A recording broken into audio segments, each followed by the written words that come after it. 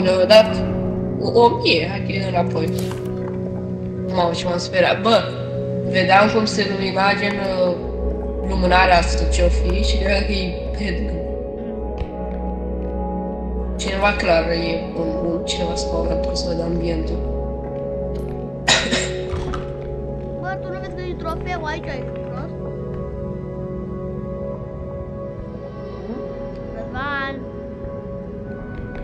Era un trofeu acolo. Ce mă, tu nu puteai să-l iei? Păi mă. Deci cineva i-a fost pe aici, că e deschis. Vezi că e o carte. Dar și eu am găsit aici loot. Unde e? Acum nu știu, dar cred că va veni ăla cu cuțitele sau trage.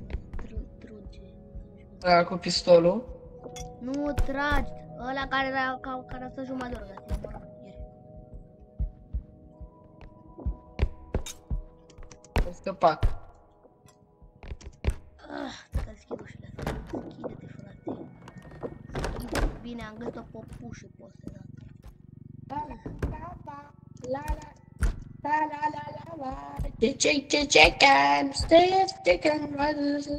Cât avem în cart?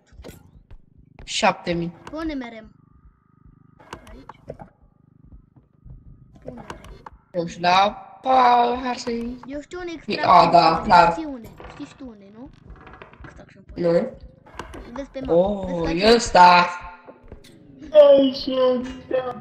Uite, nu dacă vine cineva. Nu e nimeni, o trecut pe aici, cred că ne așteaptă la extraction.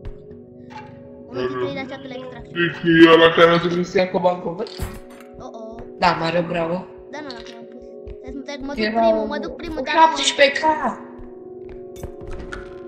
Stai că trebuie să-mi bag laptopul ăla încărcat, asta e. Că mai am 33% și mi s-a făcut ecranul mai negru. Mai negru? Da. Dar e OP cum a fost generată harta asta, că dacă e un monstru putem oare așa și el, pică jos. Sau cum am făcut eu cu tine. Deci, extraction point poate să fie o vază. Ia-o și tu, că chiar că am eu streng. Liniști.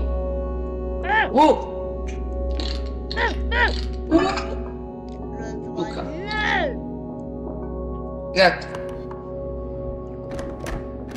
Ăla e extraction point, ăla de acolo. Ori e acolo, ori e aici. E aici. Uite, unde a fost iubire. E adevărat.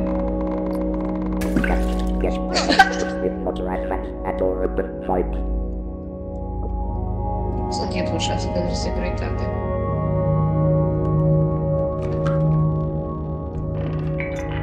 Aduci cardul?